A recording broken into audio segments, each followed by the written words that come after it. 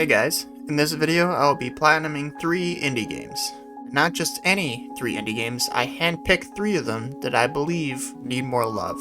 And I just want to let you guys know before this video starts that the first game here, I took the footage from my stream, so the quality is going to be a little bad, but for the other 2 games it will be completely fine. So with that being said, enjoy the video. The Pathless is an adventure game by Giant Squid. Previously, they developed the game Abzu, which is a game I have played and uploaded to the YouTube channel. Pathless was also published by Annapurna Interactive, which is one of my favorite game publishers in the gaming world today. I've had my eye on this game ever since it was revealed during the Game Awards in 2018. It came out in 2020, and I haven't played it till this year because I just forgot all about it, and then I saw a deal for it on PlayStation Store and I knew I had to get it and play it. And when I had the idea to make this video, I knew this was the first game I wanted to play. So here it is. The game starts with you on a boat and you arrive on an island. Now, when you traverse this island, you come across a big bird spirit that's cursed. When you see this bird, you cleanse the curse that's infecting it with the light stone you collected earlier. These be important throughout the whole game. After cleansing the curse, the God Slayer shows up. He's the one responsible for the curse and shrouding the world. He attacks the bird spirit and takes off. The bird spirit asks your character to cleanse her 4 children that have also been cursed and save the world from the curse. The bird spirit then reincarnates into a normal eagle and will be your companion for the rest of the game. Now this is the point where the intro ends and the world opens up more to you. You use your new eagle companion to glide from the little island to the mainland, and you obtain your first trophy, appropriately called The Adventure Begins.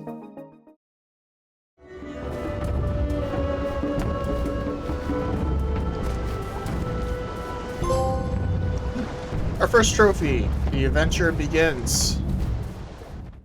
Before I went any further in my playthrough, I decided to go for the only missable trophy in the game called Storm Survivor, where you have to survive being caught up in 3 storms. These storms are caused by each of the corrupt spirits, which are the Eagle Spirit's children. Each of the spirits control a portion of the map, and they create these storms that move around inside their own area. Each time you get caught up in a storm, your eagle companion gets ripped off your shoulder, and you must make your way to your eagle to escape the storm. I went ahead and did this 3 times before I did anything else, just to get out of the way. After I did the last storm I needed, I also got this trophy here.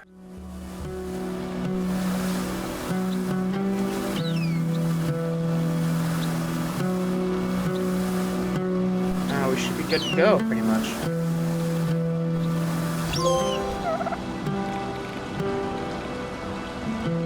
That's a trophy, didn't realize that.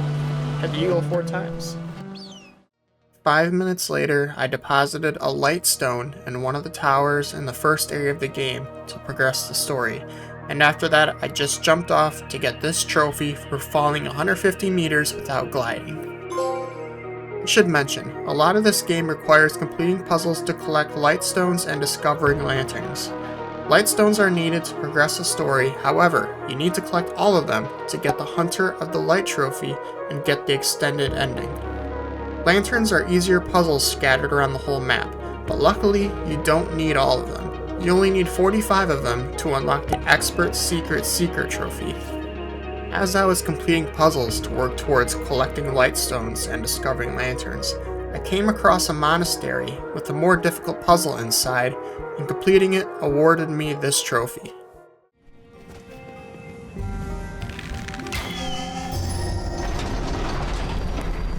Got it.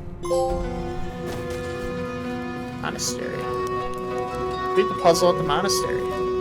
Nice.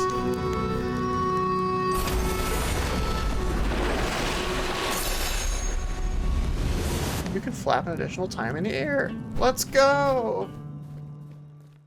As you can see here, I was awarded with a big yellow gem that filled my flap meter, which awarded me with a flap. A Flap is basically the ability for your character to gain altitude while gliding. I need 10 flaps total to get the Sky Master trophy.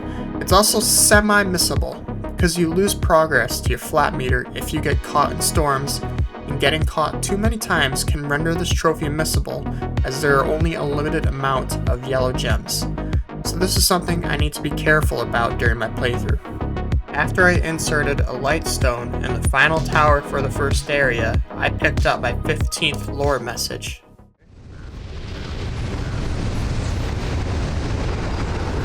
Down here, nestled in the trees, I can still see the prison where they freed the Pathfinder. So much blood was spilled that day. I hope for his followers' sake that the one true path is worth the sacrifice. Nice. Discover 15 lore messages. How many do I need total? Good question. I need 45 of them, and just like the lanterns, there's way more than enough scattered around the map. By the way, these are just messages that are found around some corpses that give some backstory to some of the lore of the world. A few minutes later, I was chasing down the first spirit of the game to cleanse it, and I accidentally got a trophy I wasn't going for. This was for shooting 5 talismans while airborne before touching the ground. Looking back, this trophy definitely would have come naturally so many times during my playthrough. After chasing down the spirit and shooting targets on its side, I engaged in a boss fight, and after defeating it, I was able to cleanse it and the entire area that spirit possessed, earning the Cleanse the Elk trophy. And it gave me a beautiful scene.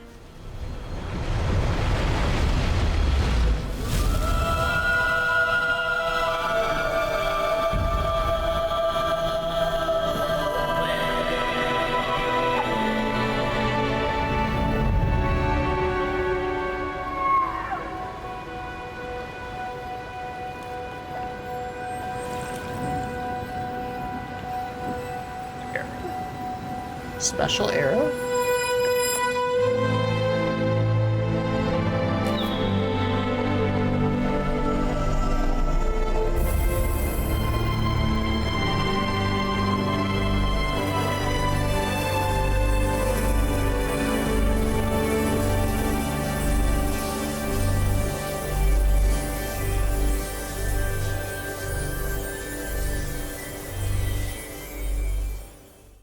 Now I have to do this 3 more times before I face the final boss. After the boss fight, the next area, called the Redwood Steppe, opened up to me. As I was exploring the new area and completing puzzles for more light stones, I got this trophy for bouncing an arrow off 2 mirrors. After getting enough light stones to power up the 3 towers, I immediately went into the next boss battle. All of these boss battles don't vary that much. First, you enter the storm, then you chase the spirit and shoot all the targets on its side, and then defeat the spirit in the fight.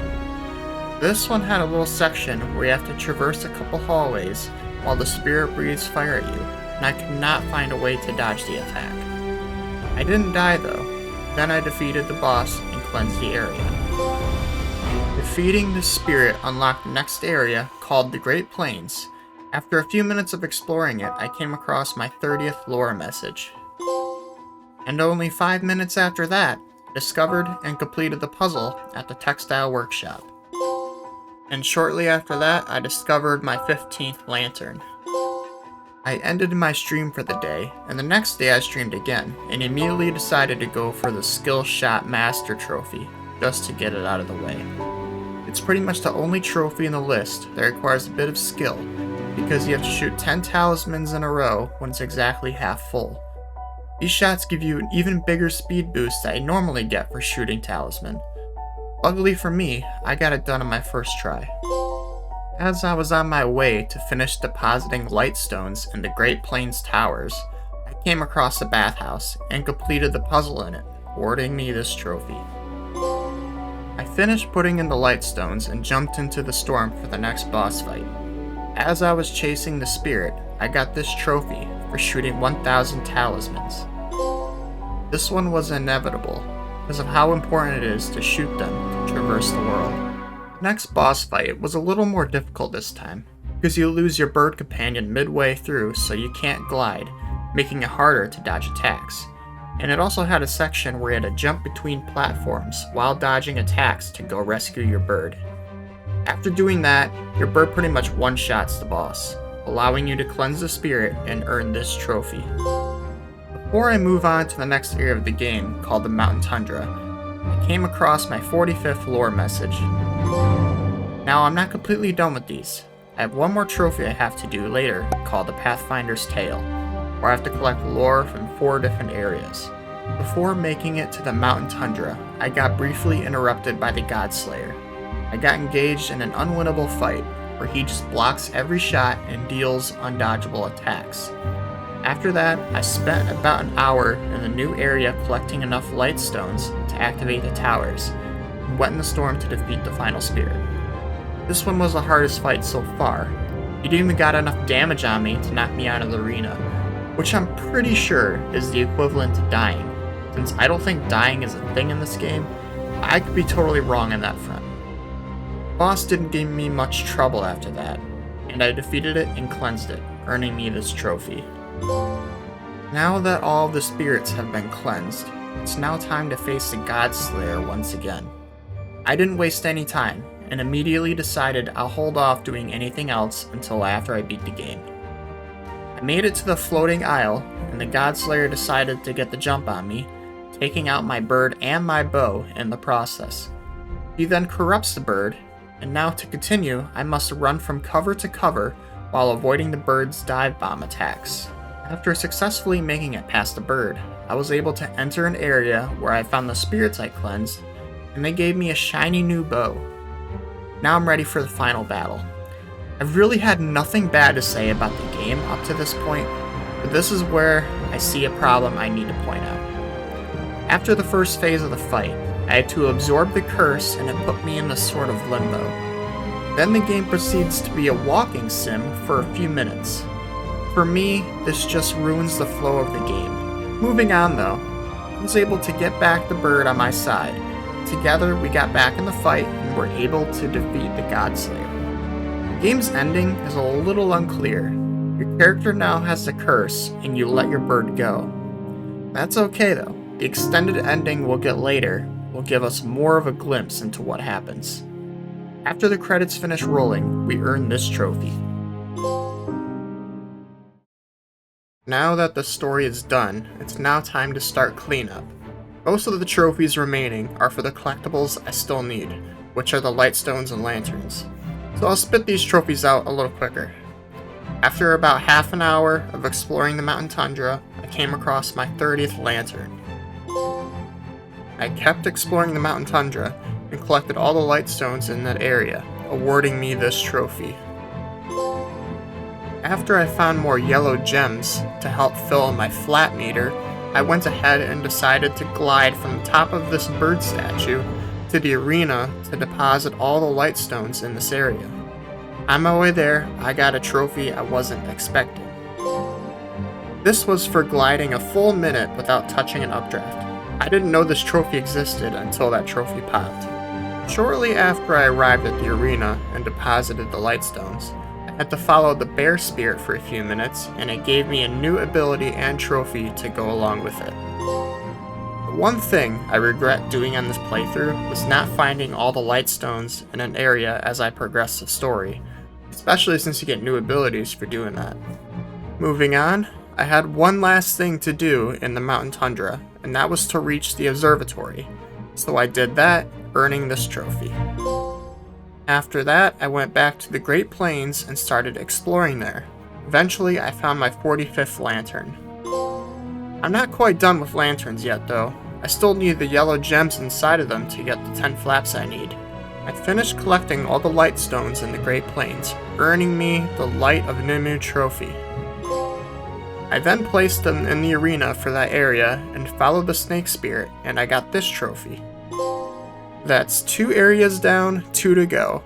Now, I moved on back to the Redwood Steppe and started collecting more light stones and lanterns. After about 15 minutes, I finally got the 10 flaps I needed to get the Sky Master trophy. I am now completely done with lanterns, so now I can exclusively go for the light stones now.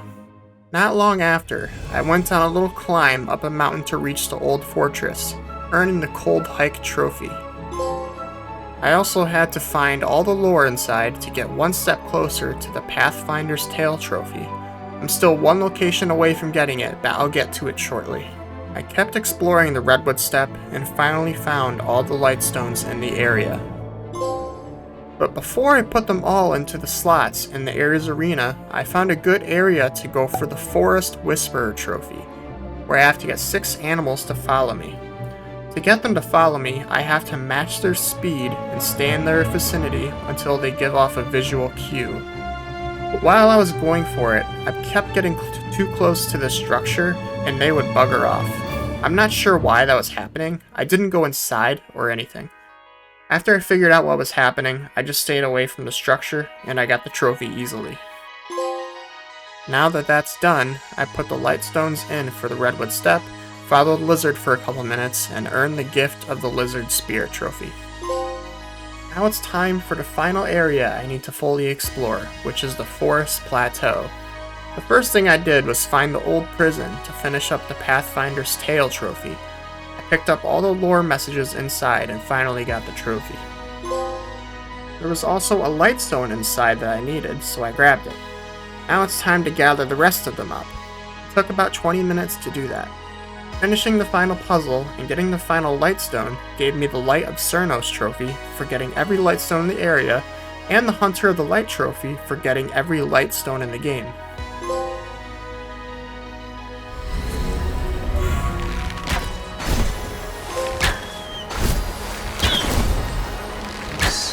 All the lightstones have been collected. Just gotta place the last one in and then do whatever. And that's what I did. I deposited the lightstones and followed the Elk Spirit, earning me 2 trophies. One for getting the ability from the Elk Spirit, and the other for getting all the abilities for every spirit. The last few things we need to do are some miscellaneous trophies, and then get the extended ending. We need to get River Rider, Super Slide, and High Flyer. First we'll get River Rider, because there's a river nearby I can use. All I need to do for this is jump in a river, put the controller down, and wait for my character to drift 400 meters. After about 2 minutes, I got the trophy. Next up is Super Slide. The perfect place for this is the Mountain Tundra, and I needed to head back there anyway to get to the final boss again. So I went back there and found a slope pretty close to the entrance I could use, and just slid down it and got it pretty easily. The last miscellaneous trophy is one where I have to go to a specific spot, but it's also in the Mountain Tundra, so it's not out of the way. I spent about 5 minutes getting to the top of this mountain with a giant fossil on top of it. Then I had to jump onto the fossil, and then jump and glide through some updrafts. All that's left to do is face the final boss again and get the extended ending. We're just going to skip the fight here, and I'll show you the last scene after the credits, where I also get the Platinum trophy.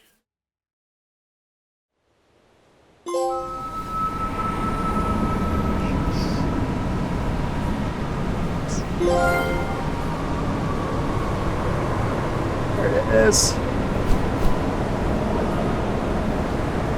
Let's go.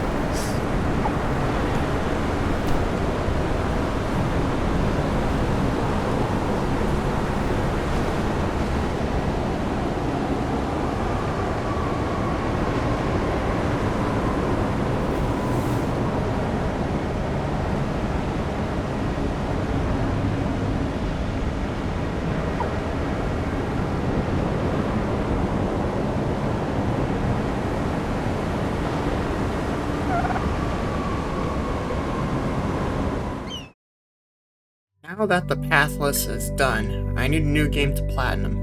So let me just look on PlayStation Plus real quick. Call of the Sea. The game's screenshots look gorgeous. Okay, let me look at it on Wikipedia. It's an adventure game with puzzles in it. Well, I just played a game that's basically the same genre. But screw it. It just looks very interesting. So Call of the Sea was developed by Out of the Blue, a and was released only on Xbox in December of 2020 and was later released on PlayStation 5 months later. I've definitely scrolled past this game many times while looking through the PlayStation Plus catalog. But since I'm going for indie games, there's not too many options. Anyways, Call of the Sea seemed like a good candidate to put in the video, and it surely looks interesting. So here we go. Your character's name is Nora Everhart, and the game starts with her being underwater. She swims until she reaches a chair with a music box on it, and then she wakes up. She realizes it was a dream, and these dreams have been happening a lot. The music box is apparently connected to a disease that runs in her family, and it's an illness that she has. Her husband, Harry, set out on an expedition to look for a cure, and he's been gone for a long time now and hasn't been heard from for at least 3 months. She then receives an anonymous package containing a picture of Harry with a location written on the back, a key, and an ancient relic that resembles a knife. She decides to go to this location to get some answers. And as she disembarks the ship she took, I earn a trophy for completing the prologue. Before we go any further, I'd like to clarify that I did my initial playthrough completely blind, and I didn't look at the trophy list at all until I beat the game, and then I went for all the trophies. When I got to the island, I could see supplies by the shore.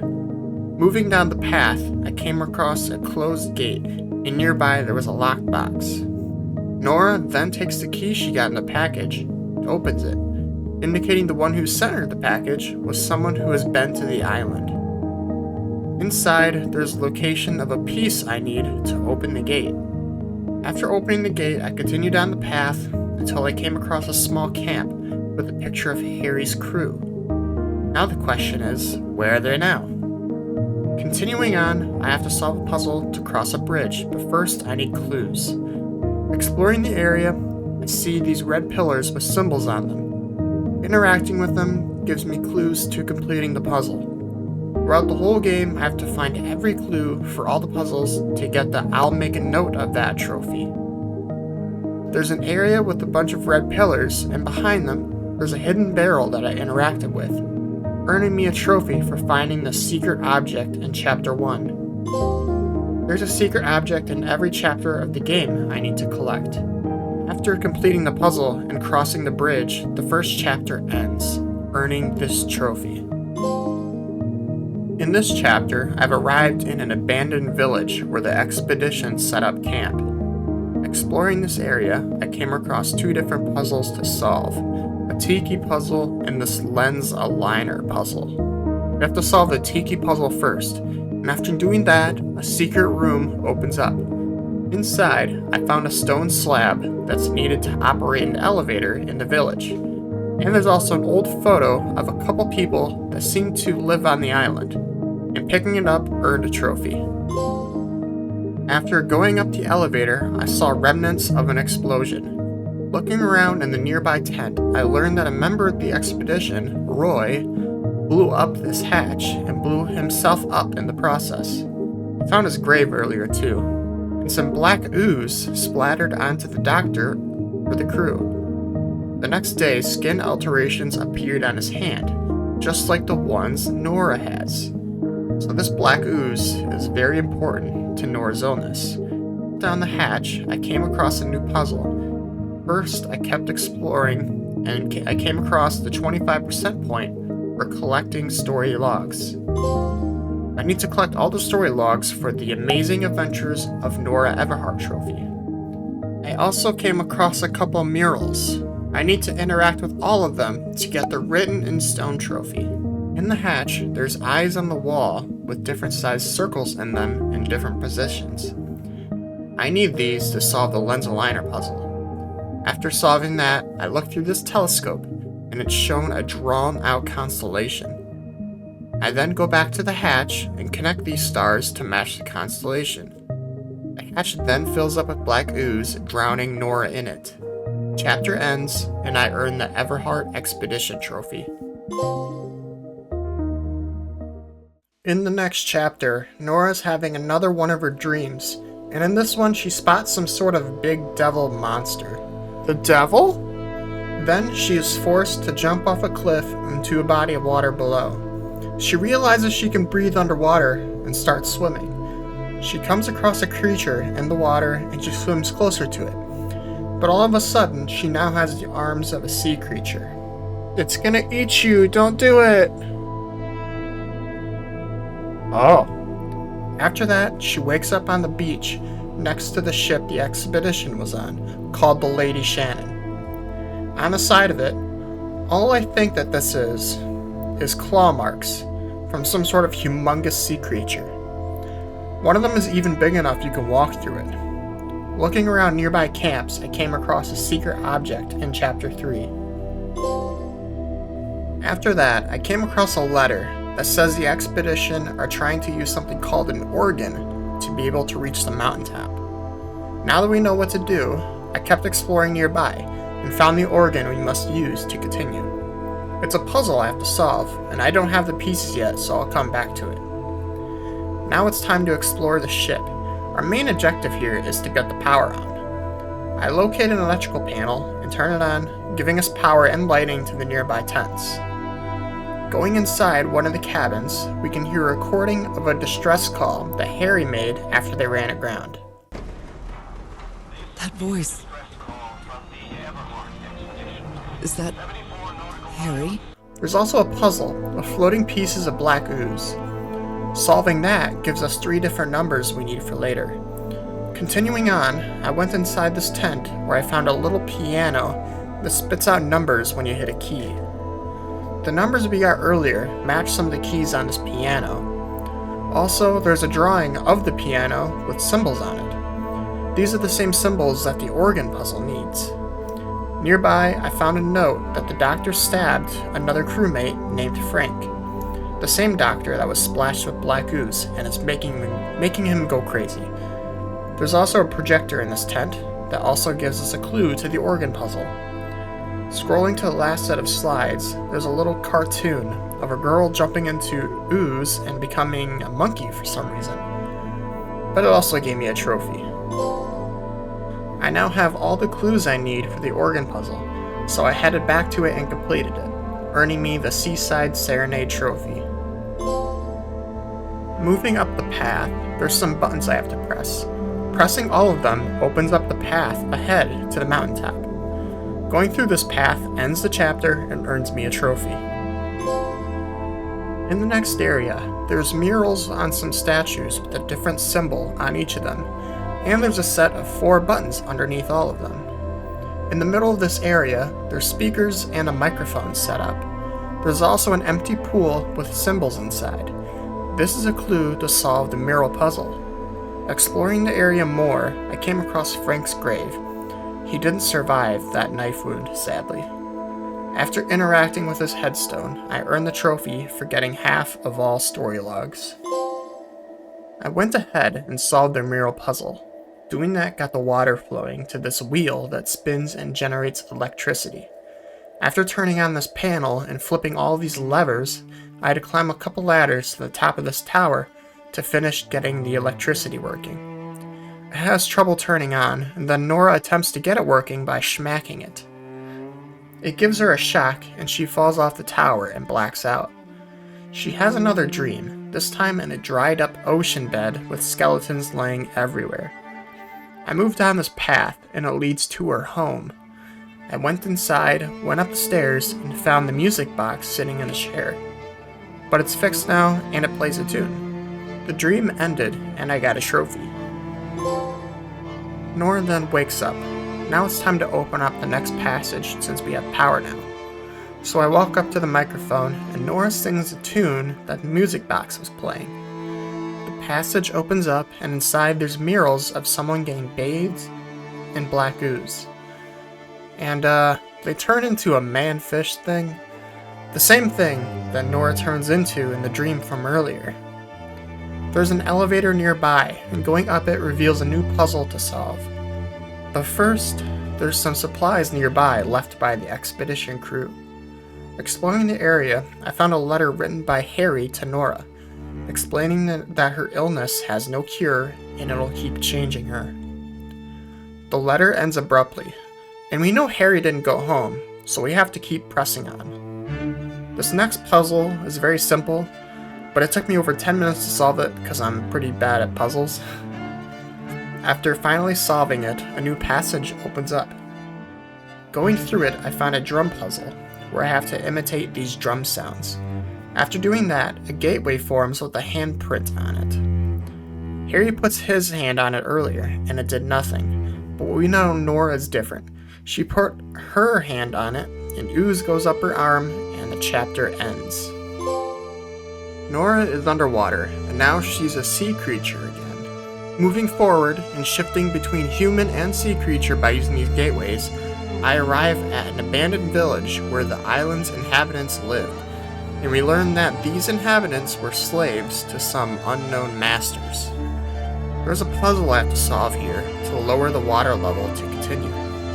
After that, we continue swimming until we get to a current we have to ride, and getting to the end of the current earns the Dark Water Ride trophy.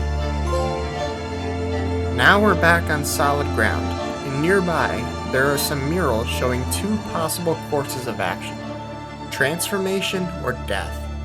A little foreshadowing for later.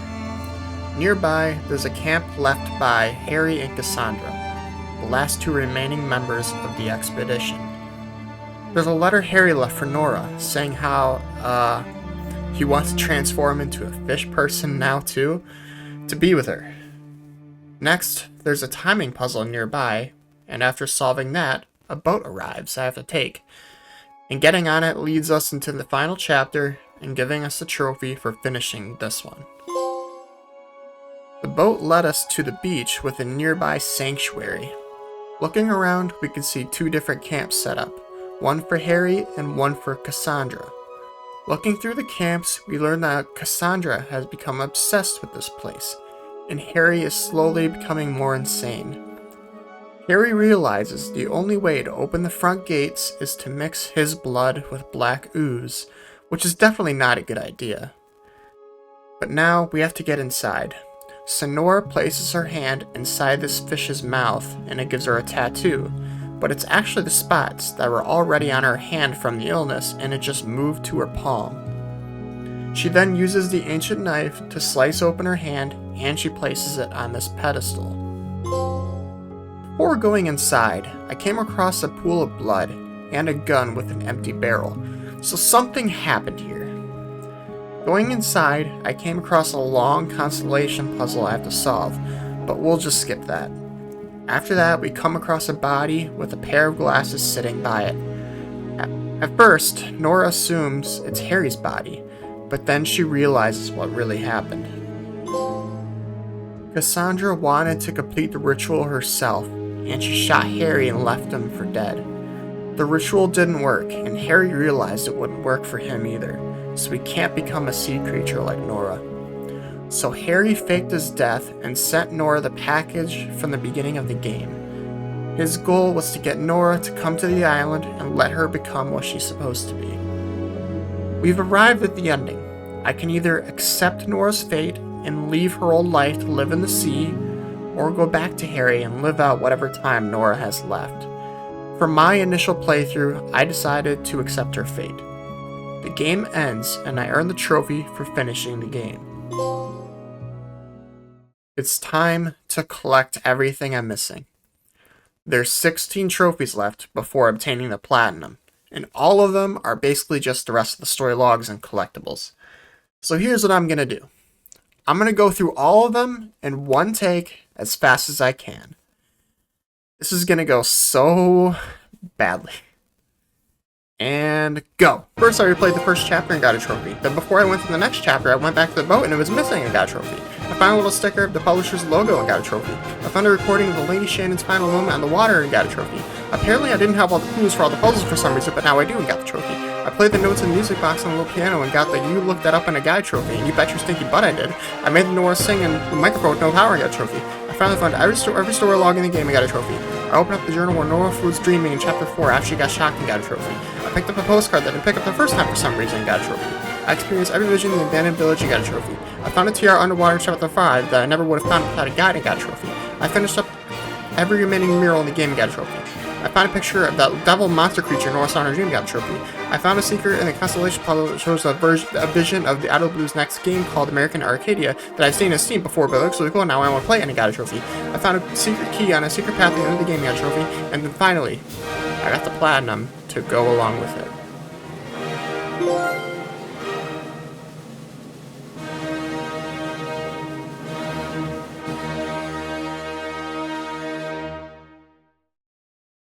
For this next game, I gotta dive into my backlog a little bit. Specifically, a game that I didn't have to pay extra for, because it debuted on PS Plus Extra a few months ago. So, Tales of Kenzera Zao is a Metroidvania type game, and I've only ever played one of those in my life, which was Metroid Dread, and I really enjoyed that game. This is the first game by Surgeon Studios. Fun fact, this studio was founded by the voice actor that plays Bayek in Assassin's Creed Origins, and he also voices the main character for this game. Now this game was published by EA, but I'm still going to count it as an indie game, because it's a new studio with a small team, and it just has the feel of an indie game. Alright, now let's get into the platinum. You start the game as a man named Zuberi. We learn his father passed away from an illness. Your mom named, Mama, hands Zuberi a book that his father has been writing before he died. Zuberi starts reading it, and now, this is where the whole game takes place. In the story, the main character is a shaman named Zao, and he begins pleading for the god of death, Kalunga. Kalunga appears, and Zao asks for his dead father's spirit in exchange for 3 great spirits. These great spirits are simply the 3 main bosses of the game. So now the real game begins. And after a little tutorial of the combat, I earned my first trophy. Moving up ahead, I came across a girl singing on a bridge. Zao kindly asks her to move out of the way, when clearly she is not in the way. The girl runs and Zao gives chase, but the bridge collapses under him. Zao thinks the girl was calling to one of the great spirits. But for now, I have to get back up to the surface. 5 minutes later, I picked up my first trinket, which are mostly just some damage buffs or resistance buffs, and I got a trophy for it. Shortly after, I got my first new ability that allows me to freeze water. I have to get every ability in the game for a trophy, but you have to get all of them anyway to beat the game, so I'm not going to go over them much. I return back up to the surface, and now I have to look for the girl. I catch up with her, but she takes off again, and again, and again. And then I reached an elevator, where a lot of enemies spawn, and during the fight, I earned a trophy for doing a perfect recharge 10 times, which is basically a quick reload of my ranged attack. I caught up with the girl finally, but we got attacked. After dealing with that, she says she wasn't running away because she was scared of me. It was actually because she thought we were playing a game. We learned her name is Liana, and she would play with the great spirit of the sky until a storm grew and the spirit didn't answer her anymore. Our objective is to ascend to the eye of the storm, but first we have to turn on the waterworks. I have to head into the mines first and grab a couple keys. Putting the keys in this door turns on the water. Now I can freeze it and use it to get to new areas. On my way to the Eye of the Storm, I came across a mural that depicts Liana and learned that the Sky Spirit is her mother. Now it's on to the first boss fight of the game. It was actually a pretty simple fight, and after defeating the spirit, I earned the trophy for finishing Act 1. Now it's time for Act 2, which focuses on defeating the second Great Spirit, the Great Spirit of Nature. I had to journey to Kavuli through the woodlands. On my way there, I heard a horn that's apparently a Kavulian distress call. Eventually, I found the one responsible for blowing the horn, a woman named Sabulana. She's sick and she needs help creating a tonic for the illness. I have to collect 3 different ingredients nearby, so that's my objective for now. On my way to collect the first one, I engaged in a fight and got a trophy for defeating 4 enemies with the supernova attack. I eventually collected all the ingredients I needed and headed back to Sabulana. I created the tonic, and things don't go as expected. Suddenly, Sabulana begins to talk as if she's possessed by something. She tells Zhao that he's a failure for not saving his father's life. She then floats in the air, and the next thing I know, I'm being chased by Kikiyan, the great spirit of nature, so I have to run. After successfully escaping, I earned this trophy. I ended up in an area full of enemies, but more importantly, the heart of the spirit is here. I have to destroy it. The problem is that it moves around in the area, and there's always enemies guarding it to where it moves to. So I mostly just focused on attacking the heart as much as possible while avoiding enemy attacks. After successfully destroying the heart, I earned a trophy. After the fight, Kalunga tells us that the Sabulana in front of me was not real. It was just an illusion created by Kikiyan to trick Zhao. It's now time to head to the Deadlands and the village of Itshoka for the final spear. After heading through the Deadlands, we now have to do a lot of climbing up a mountain to get to the village. During the climb, I came across some fireflies that I have to follow. They led me into a cave with a new ability, and that ability is to glide. Very useful. I went back out of the cave and continued ascending the mountain until I reached the village. There I met a man named Bumani. He says they were evacuating Itshoka, but his son was hesitant because he hasn't undertaken the enduring rite, which I guess is a ceremony for a test of endurance that takes place up the mountain. So on my way up there I have to keep my eye out for his son. I kept pressing on and came across half of the son's mask that's cracked and broken, so he may be in trouble. I kept going on, and eventually I obtained the final ability, earning me the Honor the Ancestors trophy.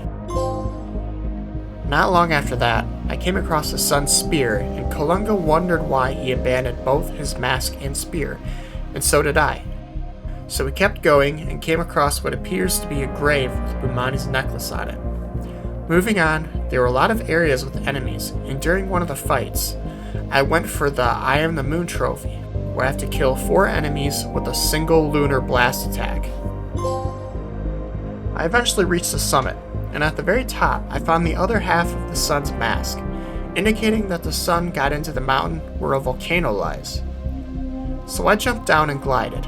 I reached the bottom where I found Gagarib, great spirit of mankind, and the last one we need to defeat. I learned that Gagarib is actually Bumani's son, so that's delightful. Anyways, it's boss fight time. I died once during it, but it wasn't too bad. After the fight, the volcano erupts and I have to escape.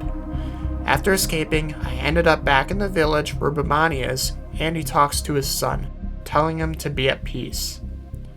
Gagarib then turned to stone. Then suddenly, the story ends. No, the game isn't done. I mean, the book that Zuberi's father wrote was never finished before he died. We're back in Zuberi's home from the beginning of the game, and now we can explore and get some more lore and backstory. Zuberi then decides to finish the book and starts writing. I then got the trophy for finishing Act 3. It's on to the final area of the game, the Realm of the Dead. I headed back to the beginning area of the game to get there. I traversed the new area until I got to the spot where it definitely looks like a boss fight would occur. Zhao talks to Kalunga, and Kalunga reveals he's his father. And now it's boss fight time, the final one. It was a bit annoying. I fell off at least a few times. Let's not talk about that though. I finished the boss fight, and Zhao has another little talk with Daddy, and the game just kind of ends. There's not much special after that. As the credits start rolling, I got the trophy for finishing the game. The rest of the trophies are for collecting everything in the game. These took about an hour and a half, so I'll quickly go over them in the order I got the trophies in. Also, I did it all off camera, so you won't see my beautiful self. So, the first collectible type are trinket slots. I mentioned trinkets earlier. They give basic damage or resistance buffs. The slots just give you the ability to equip more of them. I earned them by completing spirit rituals. I'll go over these in a bit.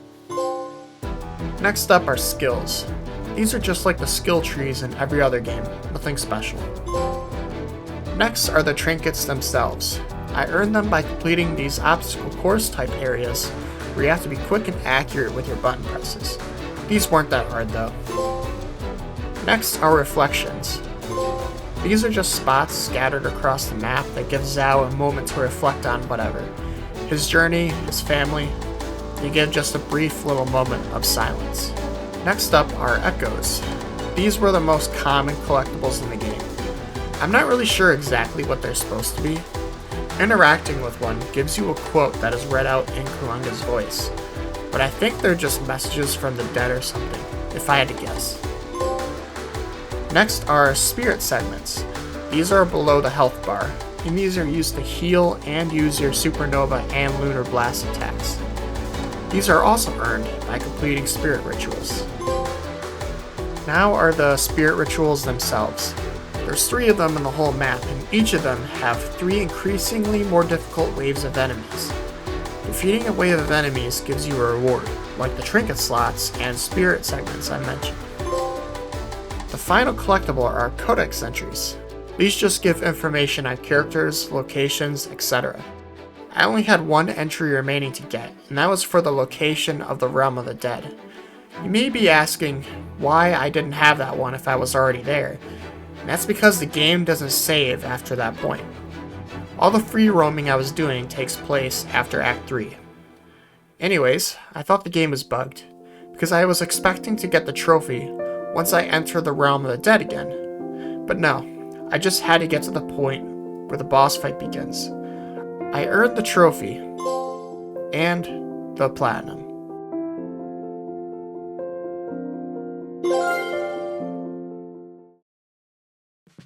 Hey guys, if you enjoyed that video, please check out this video where I go over every platinum trophy I earned in 2023.